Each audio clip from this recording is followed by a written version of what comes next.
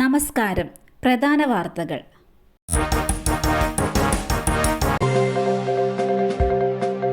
അഞ്ചാം ഘട്ട വോട്ടെടുപ്പ് ഇന്ന്.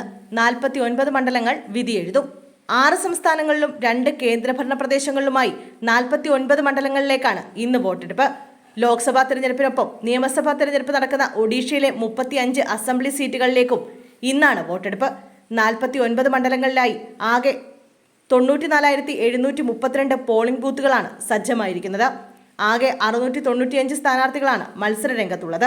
രാഹുൽ ഗാന്ധി, കേന്ദ്രമന്ത്രിമാരായ രാജ്നാഥ് സിംഗ്, സ്മൃതി ഇറാനി, പീയൂഷ് ഗോയൽ, രാജീവ് പ്രതാപ് റൂഡി, നാഷണൽ കോൺഫറൻസ് നേതാവ് ഒമർ അബ്ദുള്ള, LJP നേതാവ് ചിരാഗ് പസ്വാൻ തുടങ്ങിയവരാണ് ജനവിധി തേടുന്ന പ്രമുഖർ. മദ്യലഹരിയിൽ വാഹനങ്ങൾ തല്ലി തകർത്തു, 2 പേർ പിടിയിൽ. മദ്യലഹരിയിൽ വാഹനങ്ങൾ തല്ലി തകർത്ത 2 പേർ പിടിയിൽ. എറണാകുളം ആലുവയിൽ ഇന്നലെ രാത്രിയായിരുന്നു സംഭവം. ഉളിയന്നൂർ ചന്തക്കടവിന് സമീപത്ത് നിർത്തിയിട്ടിരുന്ന വാഹനങ്ങൾക്ക് നേരെയാണ് ആക്രമണം നടത്തിയത്. ആലുവ സ്വദേശികളായ ഷാഹുൽ, സുനീർ എന്നിവരെ ആലുവ പോലീസ് കസ്റ്റഡിയിലെടുത്തു. ഇവർ മുമ്പ് ആലുവയിലെ ഹോട്ടൽ തല്ലി തകർത്ത കേസിലും പ്രതികളാണെന്ന് പോലീസ് പറഞ്ഞു. മഴ നനയാതിരിക്കാൻ കടയിൽ കയറി 19 വയസ്സുകാരൻ ഷോക്കേറ്റ് മരിച്ചു.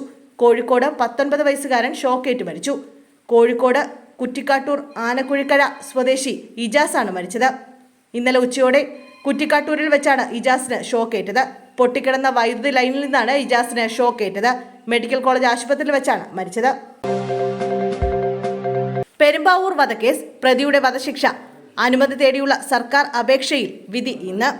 പെരുമ്പാവൂരിൽ നിയമവിദ്യാർത്ഥിനി ജിഷയെ ബലാത്സംഗം ചെയ്ത് കൊലപ്പെടുത്തിയ കേസിൽ അമീറുൽ ഇസ്ലാമിന്റെ വധശിക്ഷയ്ക്ക് അനുമതി തേടിക്കൊണ്ടുള്ള സർക്കാരിന്റെ അപേക്ഷയിൽ ഇന്ന് ഹൈക്കോടതി വിധി പറയും. ശിക്ഷാവിധി ഒഴിവാക്കി വെറുതെ വിടണമെന്ന അമീറുൽ ഇസ്ലാമിന്റെ ആവശ്യത്തിലും ഹൈക്കോടതി വിധി പറയും. മധ്യവേനൽ അവധിക്കാലത്തിന് ശേഷം ഇന്നു മുതൽ ഹൈക്കോടതി പൂർണ്ണ പ്രവർത്തന സജ്ജമാകുമ്പോൾ ആദ്യം പ്രസ്താവിക്കുന്നത് ജിഷ വധക്കേസിലെ അപ്പീലിലെ വിധിയാണ്. ഉച്ചയ്ക്ക് 1:45 ജസ്റ്റിസുമാരായ PG അജിത് കുമാർ, S മനു എന്നിവർ ഉൾപ്പെട്ട ഡിവിഷൻ ബെഞ്ചിന്റെ വിധി പ്രസ്താവം. ഹെലികോപ്റ്ററിന്റെ അവശിഷ്ടം കണ്ടെത്തി. ജീവനോടെ ആരും അവശേഷിക്കാൻ സാധ്യതയില്ലെന്ന് രക്ഷാപ്രവർത്തകർ.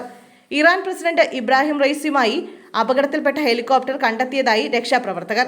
ഇബ്രാഹിം റൈസിനെയും വിദേശകാര്യമന്ത്രി ഹുസൈവിൻ അമർ അബ്ദുള്ളയെയും കണ്ടെത്താനായില്ല എന്നത് ആശങ്കകൾ വർദ്ധിപ്പിക്കുന്നു. അതേസമയം അപകടത്തിൽ ജീവനോടെ ആരും രക്ഷപ്പെട്ടതിന്റെ സൂചനകളൊന്നും സ്ഥലത്തു നിന്നും ലഭിച്ചിട്ടില്ലെന്ന് അന്താരാഷ്ട്ര വാർത്താ ഏജൻസികൾ റിപ്പോർട്ട് ചെയ്തു.